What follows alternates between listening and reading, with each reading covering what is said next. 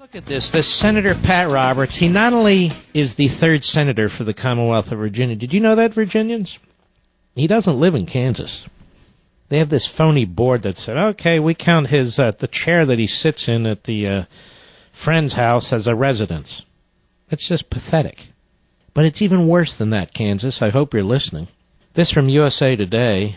Senate record shows Senator Pat Roberts, Republican Kansas, spent less than 100 days in his home state using official funds over the course of 2 years, an issue analysts say could inflame voters in Kansas. Excuse me. Question is, will it? I have to ask Republicans in Kansas, don't you want representation in Washington? This guy lives in Alexandria, Virginia, and he barely comes home to talk to you in Kansas. I don't get it. Meanwhile, the Republican machine in Washington has circled the wagons around him. This is what they do. It's just so pathetically unethical. It really is. Roberts spent official funds to travel to Kansas in 2 years' time, 26 times, spent a total of 97 days in the state between July 2011 and August 2013, according to Senate spending records. His connection to Kansas has been a flashpoint in his bid for re-election. Last week, the State Objections Board ruled Roberts as a legal resident of Kansas, rejecting a complaint by GOP primary challenger Milton Wolf. Dr. Milton Wolf, who, by the way, is a great candidate, is a solid patriot. He really is. Alleging that the senator lives in Alexandria, Virginia. He's not alleging it. He does. But the issue is likely to dog Roberts through at least the August 5 primary. Now, folks, Roberts needs to lose the primary because he could lose the general election. So Republicans, if you're going to vote in the primary out there, you really need to look at this, in my humble opinion.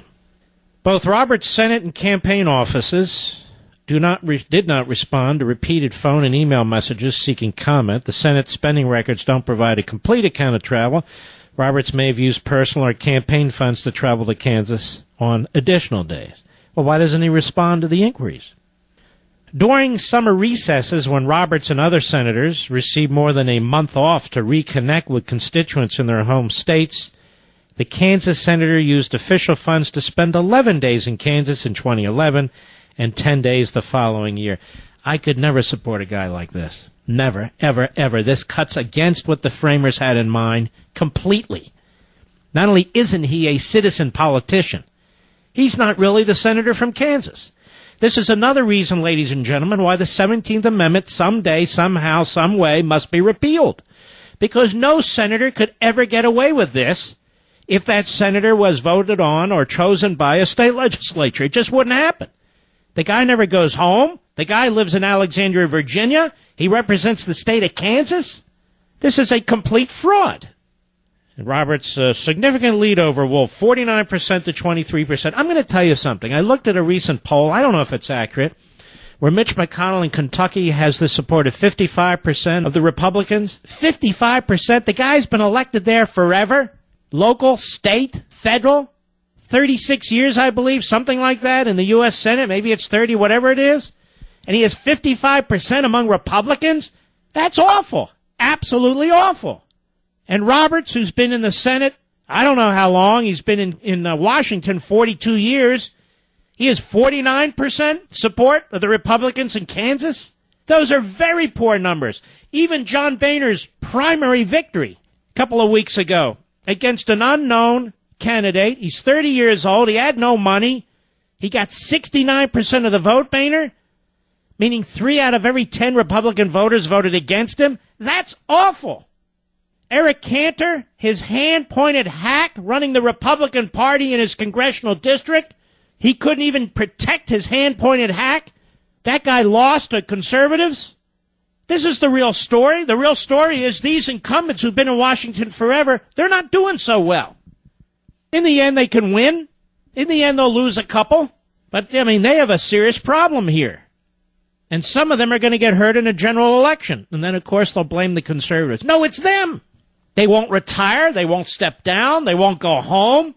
Many of us have had enough. Enough. Anyway, so not only doesn't Roberts live in Kansas, he rarely goes to Kansas.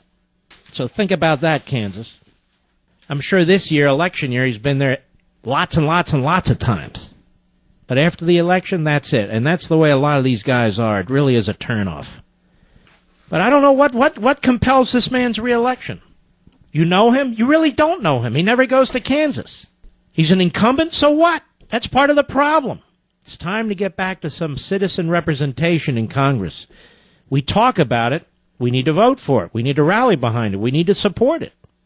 But this guy is a Washington, D.C. politician. He lives in Northern Virginia. He doesn't go home very often.